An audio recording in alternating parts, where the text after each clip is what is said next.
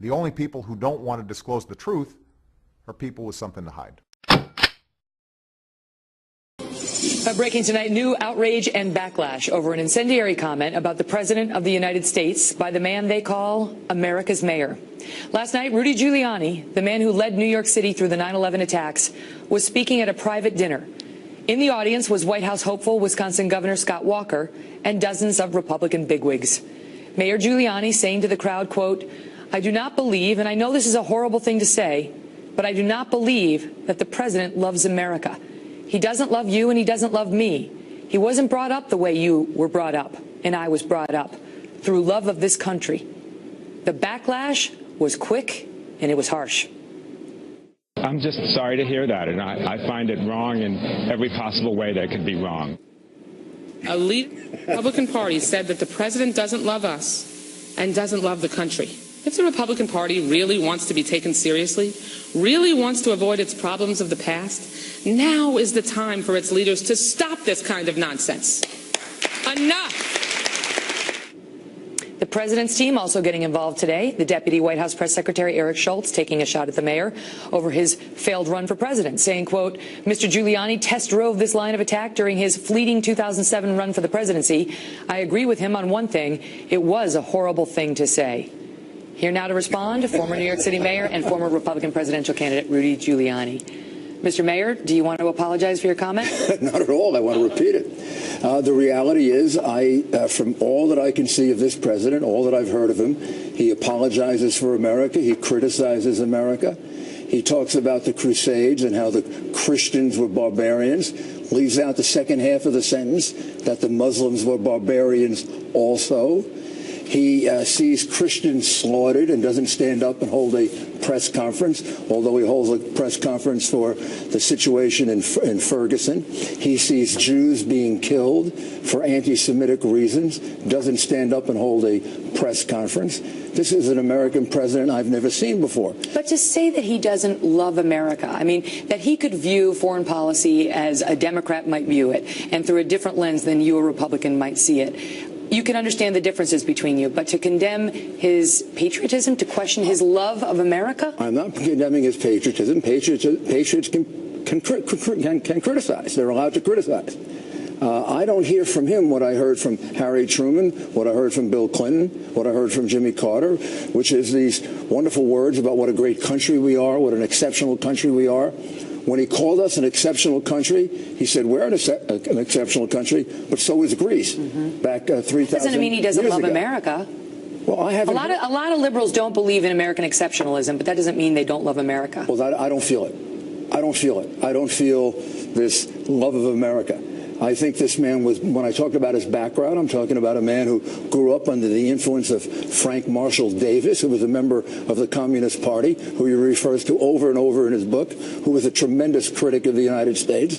This is a man who worked under Saul Alinsky, who was a tremendous critic of the United States.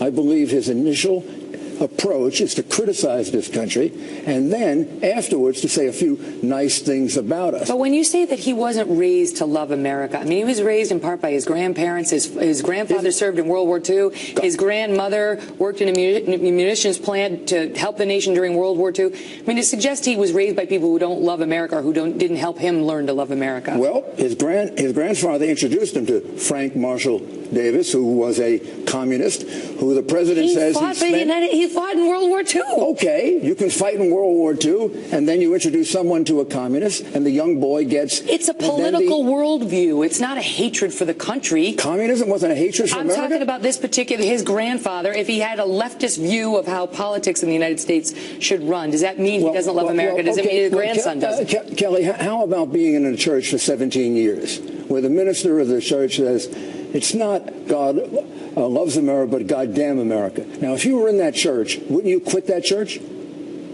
Let me ask you this. No, I'm going to ask you that. Would you quit that church? Well, listen, it's not about me, but it's not about me. But I want to ask you this because... I know you would quit that church. And the reason you would is because you were brought up about how exceptional this country is, how wonderful this country is.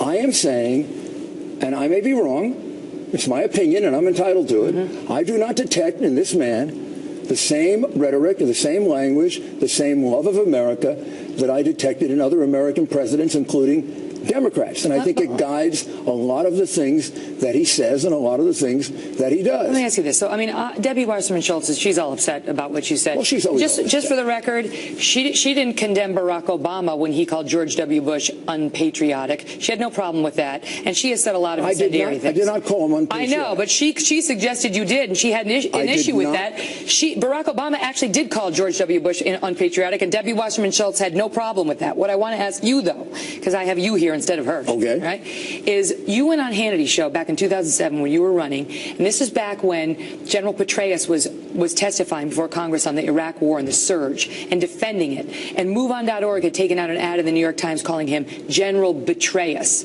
right. And you were upset about that. You had the following exchange. I want to ask you whether it still stands.